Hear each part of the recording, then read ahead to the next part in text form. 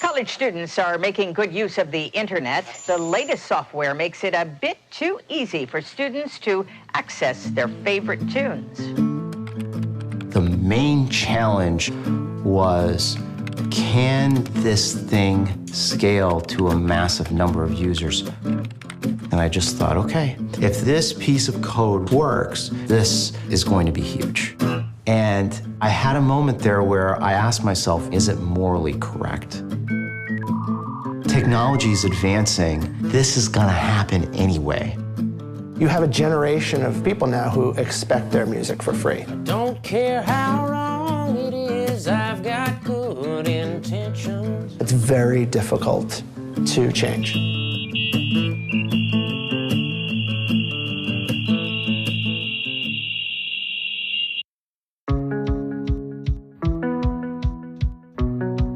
In 1998, at Northeastern University, a freshman, Sean Fanning, began developing a computer program called Napster in his dorm room. He asked for help from Ali Idar, a veteran programmer he knew through his uncle.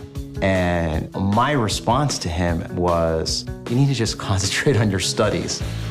Fanning didn't follow Ali's advice. He dropped out to focus on the program and partnered with fellow teenage programmer Sean Parker to release a beta version. As it started to spread through chat rooms, they traveled to the Bay Area to grow the business. Initially, I was skeptical that, gosh, I'm sitting across from two 18 or 19-year-olds. I changed my tune. Once I learned that there are already 40,000 people using this thing. It was one of the first large-scale peer-to-peer file-sharing programs. It allowed users to access music files stored on the hard drives of fellow Napster users. 40,000 wasn't a big number, but it was bigger than what I thought it was going to be initially, which was 0, because people weren't willing to open up their hard drives. What I realized was that people's emotional ties to music, their general interest in music, was more than enough to overwhelm any kind of security or privacy concern.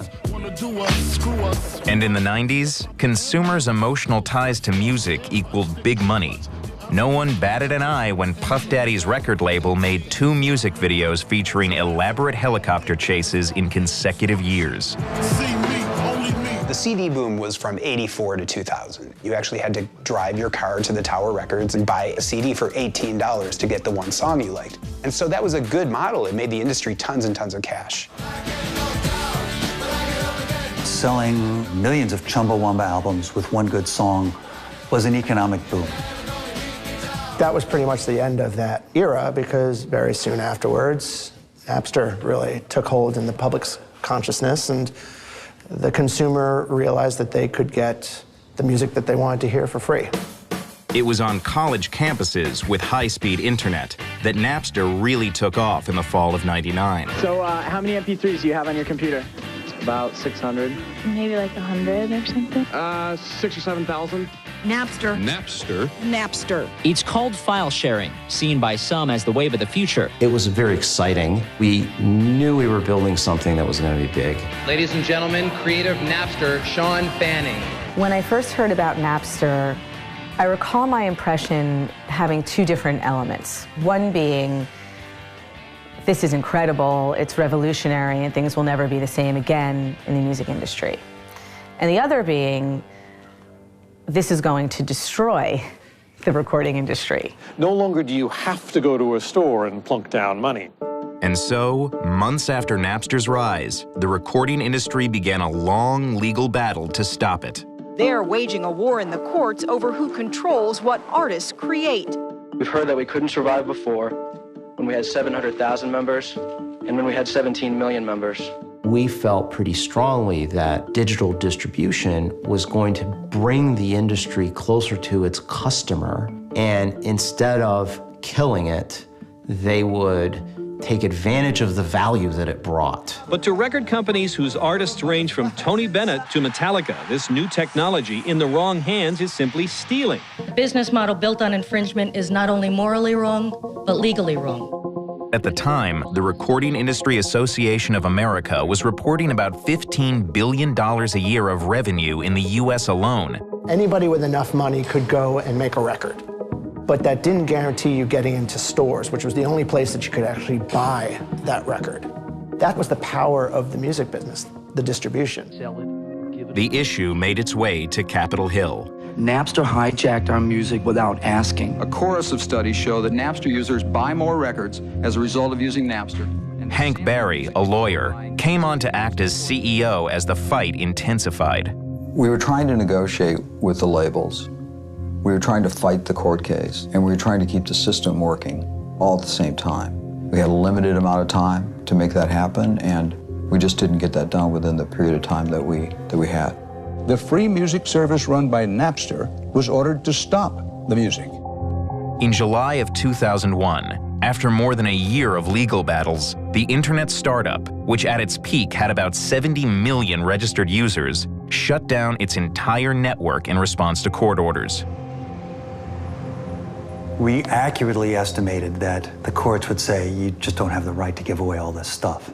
And so we were perhaps a little smug and confident in the belief that, well, the courts would say it's not that and people would stop doing it. We didn't really factor in the consumer adoption, the youthful lack of respect for copyright, and the anonymity would combine to make it pretty unstoppable as a model. The industry may have crushed Napster, but the idea had taken hold, and a flurry of other downloading services took its place. It's free and it's easy and, you know, it's wrong, yeah, but a lot of people do it. Pretty much everybody does. Desperate to stem the tide, the labels upped the stakes and sued almost 20,000 people for using illegal downloading software. Legally downloading music is the same thing as going into a CD store. Still in a CD. But CD sales continued to plummet, shuttering record stores across the country. An industry in turmoil. So when Steve Jobs came to the table with plans for a new online music store, the major labels finally surrendered the thing they had fought so hard to maintain, the distribution. You had only two choices. Either you don't do a deal with Steve, in which case people continue to just email the MP3s to their friends, or you do a business with him and he has a store, and then you can sell things. This week, Apple Computer launched its iTunes music store. And they are hoping that this is an answer to some of the piracy that is going on online. Over the next several years, digital sales boomed. More than 3 billion songs. But today, even the iTunes model is threatened by the shifting sands of music distribution. Download sales are declining as online streaming services like Spotify gain popularity. And as the industry reels, corporate brands see marketing opportunities, with the energy drink company Red Bull even starting its own record label. Who knows 5 years from now if anybody's going to buy music anymore? But maybe they are streaming it, which you see on the Spotifys and the YouTubes of the world. Those numbers keep going up and up and up. A recent study found that the most popular way for 12 to 24-year-olds to discover new music is the online video website YouTube. It used to be that the only way that you could do this free music sampling was through downloading illegally. Now there's other ways to sample music for free. Consumers also use YouTube to upload and share music, some of which they don't own the rights to. When YouTube first started, my view was that it was actually worse than Napster. This should be easy to shut down. But after legal challenges, the company emphasized its efforts to try to stop infringement, offering the copyright owner the chance to take a video down or run ads against it. The growth of music on YouTube has been 100% organic and driven by the community, by artists, by fans. The part that wasn't organic was YouTube's partnering with the music industry to enable the usage of copyrighted works.